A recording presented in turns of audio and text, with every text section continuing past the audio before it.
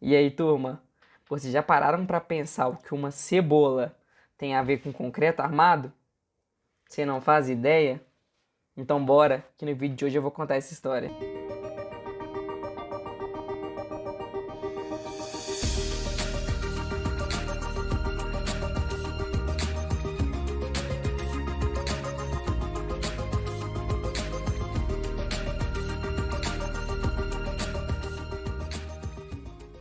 Sejam muito bem-vindos!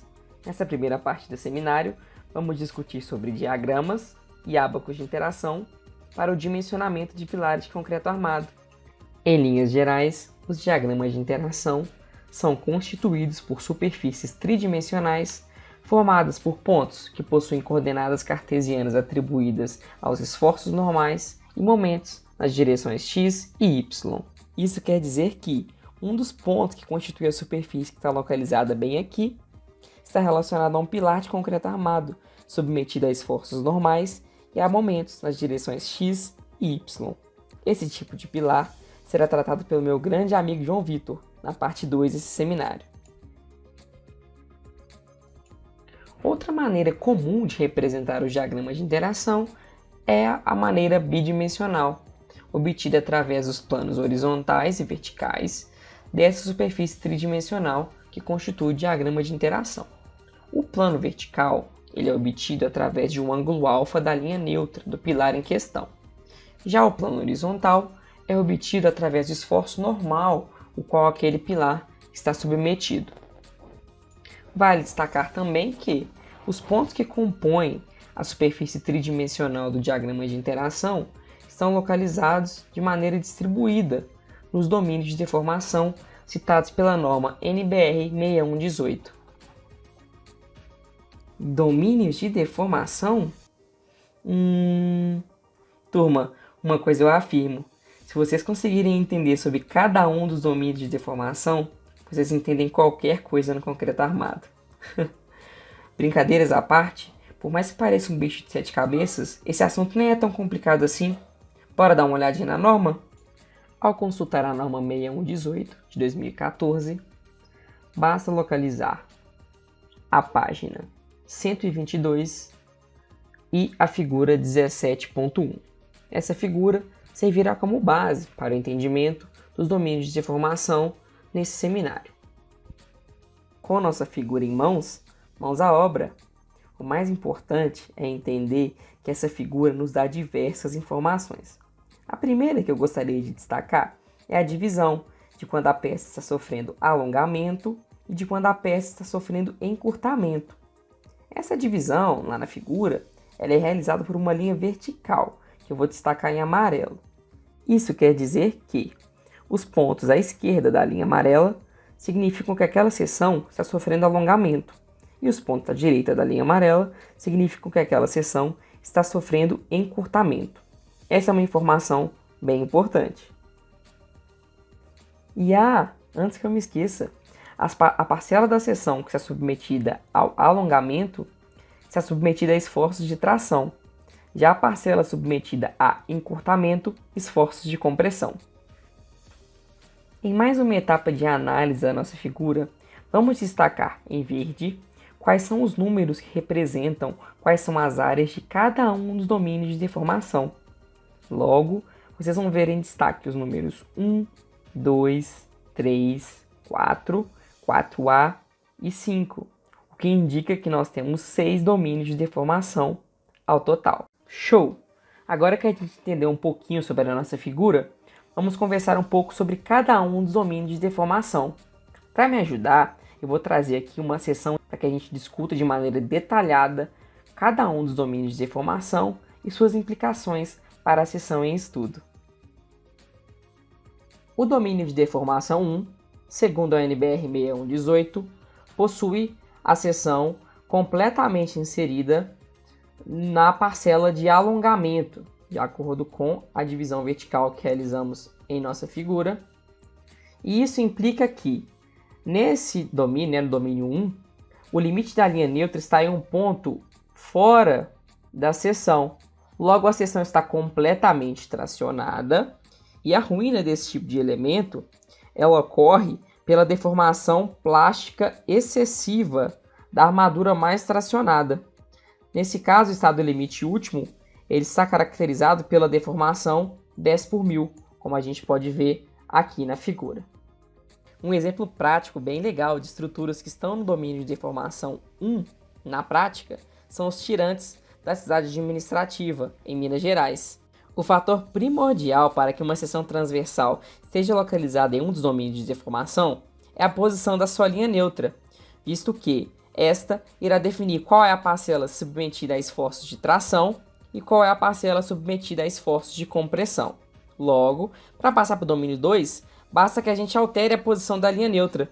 E vamos entender um pouquinho mais sobre os próximos domínios de deformação. No domínio 2, nós temos o limite da linha neutra cortando a seção transversal. Isso quer dizer que parte da seção está submetida a esforços de tração, destacada na cor laranja, e parte da seção está submetida a esforços de compressão, que estão destacados aqui na cor preta. De acordo com a divisão vertical que definimos em nossa figura, o domínio 2 possui a presença de alongamento e de encurtamento. Nesse domínio, a ruína do elemento ocorre pela deformação plástica excessiva da armadura tracionada, como a deformação de 10 por 1000. Ou seja, esse domínio também é caracterizado pela ruptura no aço. Já o domínio de deformação 2 possui como exemplo prático as vigas de concreto armado, submetidas tanto à tração quanto à compressão. No domínio de deformação 3, há uma mudança no posicionamento da linha neutra, expressa na figura, o que ocasiona um aumento da seção comprimida. Desta forma, também observa-se que há a presença de alongamento e de encurtamento, de acordo com a divisão vertical que realizamos. Há um aumento da seção comprimida, destacada em preto. E o interessante desse domínio é que observa-se a ocorrência do escoamento do aço, a deformação mínima, e da ruptura do concreto, a deformação de 3,5 por 1000 ao mesmo tempo.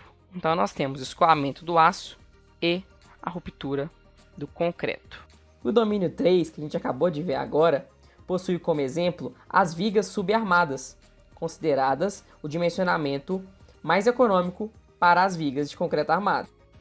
No domínio 4, há uma mudança também no limite da linha neutra, que ocasiona no aumento da área de seção comprimida, como a gente pode ver aqui destacado em preto. Além disso, há uma diferença do domínio 3, visto que no domínio 4 não há o escoamento do aço, porque a deformação do aço ela vai ser menor ou igual à deformação EYD. Então, nesse caso, há apenas a ruptura do concreto aqui no nosso domínio 4. No domínio de deformação 4A, também há um deslocamento do limite da linha neutra, que faz com que a seção transversal esteja praticamente toda comprimida. Nesse caso do domínio 4A, o limite da linha neutra corta a seção transversal onde há o cobrimento da armadura menos comprimida, sendo o estado limite último nesse domínio caracterizado pela deformação de 3,5 por 1000. Logo, essa seção também apresenta ruptura do concreto. Já no domínio de deformação 5, há uma situação contrária ao domínio de deformação 1, ou seja, a seção está completamente comprimida, como está mostrado aqui pela figura em preto. Nesse domínio, o limite da linha neutra encontra-se a uma distância fora da seção transversal e a deformação última do concreto é igual a 2 por 1000 para as compressões uniformes e 3,5 por 1000 para a flexocompressão. Vale destacar que, nesse domínio, há a presença de compressão não uniforme sem tração. Nesse caso, há também a ruptura do concreto.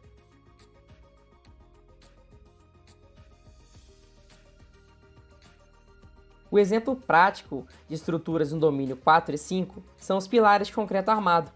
Esses mesmos que a gente está estudando na disciplina de concreto armado 2. Nesse caso, a predominância de esforços de compressão. Agora que entendemos que os pontos que compõem nosso diagrama de interação estão inseridos em um dos 6 domínios de deformação, vocês lembram da história da cebola? E aí, notaram a semelhança? Ao visualizar o diagrama de interação tridimensional, também conhecido como roseta, podemos chegar à conclusão que, ao realizar cortes no plano vertical, obtemos um diagrama muito parecido com a figura superior. Já ao realizar cortes no plano horizontal, obtemos uma superfície muito parecida com o diagrama presente na esquerda. Ótimo, turma!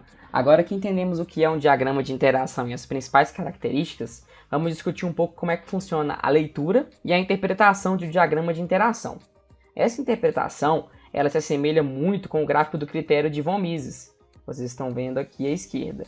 Ou seja, os pontos que estão localizados dentro da curva, eles são considerados seguros para a nossa disciplina, no caso os pilares, cuja os momentos em y e momentos em x aqui, por exemplo, sejam localizados dentro da curva do diagrama de interação, são considerados como pontos seguros. Agora, que tal a gente dar uma olhadinha em uma parte mais prática?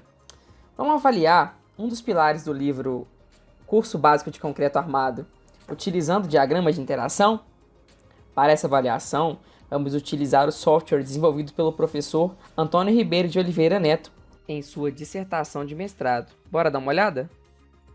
Para a realização do problema, vamos analisar as condições de contorno do mesmo. Se trata de um pilar com esforço normal centrado, 78,26 kg força, é um pilar quadrado de 30 por 30 e submetido a um momento de 2.630 kg força vezes metro. Esse é um dos pilares discutidos no livro Curso Básico de Concreto Armado. Dado exposto, aqui se trata de um problema interativo, ou seja, vamos analisar se a armadura proposta no resultado está de acordo com os esforços. Para isso, vamos contar com o auxílio do software Bending, onde eu vou dar aqui um breve tutorial de como que é feita essa verificação através dos diagramas de interação no software. Vamos selecionar a opção Diagrama de Interação. Agora, vamos informar qual que é a carga normal centrada, realizando as conversões de unidade. Vamos ter uma carga de 767,48 kN e um aumento em x, mínimo por norma, de 25,8 kN vezes metro. Agora, basta selecionar uma altura com uma base de 30 e uma altura de 30 centímetros, um delinha de 5 e a bitola da ferragem 12,5 milímetros. O número de barras em x vai ser 2 e o número de barras em y vai ser 2. Agora, no parâmetro de cálculo, vamos selecionar o FCK do concreto, no caso desse exemplo, 30 MPa. Vamos clicar aqui em visualizar para conferir se a armadura está condizente com o detalhamento. Ok. Vamos clicar agora em calcular. Como vocês podem ver, como já era esperado, o ponto está presente dentro da superfície do diagrama de interação. Isso quer dizer que a armadura proposta está em um estado seguro frente aos esforços solicitantes do pilar. Agora, para fechar com chave de ouro a construção do nosso conhecimento sobre os diagramas de interação, vamos praticar? Assinale a alternativa que expressa de maneira correta a veracidade das seguintes afirmativas. Primeira afirmativa. No domínio de deformação 3, a ruína da seção transversal é advinda do escoamento do aço. Segunda afirmação.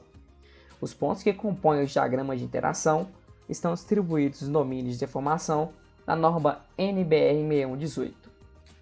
Terceira afirmação. Os diagramas de interação só podem ser expressos por superfícies tridimensionais. Quarta afirmação. A superfície que compõe os diagramas de interação também é conhecida como roseta. Quinta afirmação. Os pilares de concreto armado, em sua grande maioria, estão nos domínios 4 e 5 de deformação, de acordo com a norma NBR 6118. Turma, agora vocês podem interagir nos comentários, assinalando qual é a alternativa correta para vocês. É isso aí. Agora que nós conhecemos os diagramas de interação, chega a hora de falar um pouco sobre os ábacos de interação para o dimensionamento de pilares de concreto armado. Vamos lá? Os ábacos de interação para o cálculo de pilares de concreto armado são superfícies de interação composta por valores adimensionais que nos permitem obter uma série de parâmetros sob a nossa seção transversal de concreto armado, como por exemplo a área de concreto, a área de aço, e se trata de um método interativo que nos auxilia a determinar essa série de características importantes da nossa seção transversal para o emprego, o dimensionamento e a construção de seções, no caso desse seminário, os pilares de concreto armado. Bom, eu acho que agora você pode estar se perguntando quais são os dados de entrada de um ábaco de interação para o dimensionamento de pilares de concreto armado. Geralmente, os dados de entrada são a forma da seção, o arranjo da armadura e a taxa de armadura, assim como as leis constitutivas do aço e do concreto. Com esses dados de entrada, ainda não estão definidas as dimensões da seção transversal e também não estão definidos os diâmetros das barras, que são fatores bem importantes no dimensionamento de elementos de concreto armado, assim como os pilares, que estão sendo tratados nesse seminário. Isso quer dizer que aqueles dados de entrada que eu falei anteriormente servem de embasamento para a obtenção dos valores adimensionais, listados aqui e destacados com marca-texto, e com base nestes serão obtidos os valores que estão faltando para a conclusão do nosso problema. No caso, muitas vezes a área de aço e a área de concreto. Com a área de aço é possível obter o diâmetro das barras. Então, no problema, utilizando os ábacos de interação para o cálculo de pilares de concreto armado, existem dados de entrada, mas também existem os dados de saída, que são aqueles dados que nós queremos obter. Agora é aquela hora que eu aconselho a vocês a tomarem nota. Eu vou deixar aqui as equações para a obtenção dos valores adimensionais. Uma questão bem interessante é que o formato da seção transversal influencia diretamente no formato do ábaco. E eu aposto que você vai se surpreender com o formato dos ábacos que essas seções transversais oportunizam. Aqui está um dos quadrantes dos ábacos de interação para as seções circulares. O interessante é perceber que a alteração no formato dos ábacos ela é advinda da diferente reação que as diferentes formas de seção têm frente aos esforços comuns na área da construção civil. Aqui está também os 4 quadrantes dos ábacos de seções em L e, por fim, os 4 quadrantes de ábacos de perfis I metálicos que vão formar um losango. Muito bem, agora vamos praticar? Assinale a alternativa correta. Os ábacos de dimensionamento só podem ser adotados para seções retangulares. Alternativa 2. Os valores adimensionais são os dados de saída dos ábacos de dimensionamento. Alternativa 3. Os valores adimensionais são utilizados para obter os dados de saída em dimensionamento utilizando o ábaco, como a área de concreto e a área de aço. Alternativa 4. Não é possível determinar a área de concreto necessária frente aos esforços solicitantes utilizando ábacos. Alternativa 5. Os ábacos de dimensionamento de pilares circulares formam um losango. Turma, podem deixar as respostas nos comentários. E se você chegou até aqui, eu tenho certeza que você está se perguntando, mas e o exemplo prático de utilização dos ábacos? Fica aqui agora o meu convite para que você acesse a parte 2 desse seminário. Gostaria também de agradecer a todos vocês pela atenção e pela presença aqui no vídeo. Deixe seu like e se inscreva no canal. A resposta das questões podem ser utilizadas através dos campos dos comentários. E deixe também sua sugestão para que possamos melhorar nos próximos vídeos. Meu muito obrigado e até o próximo vídeo.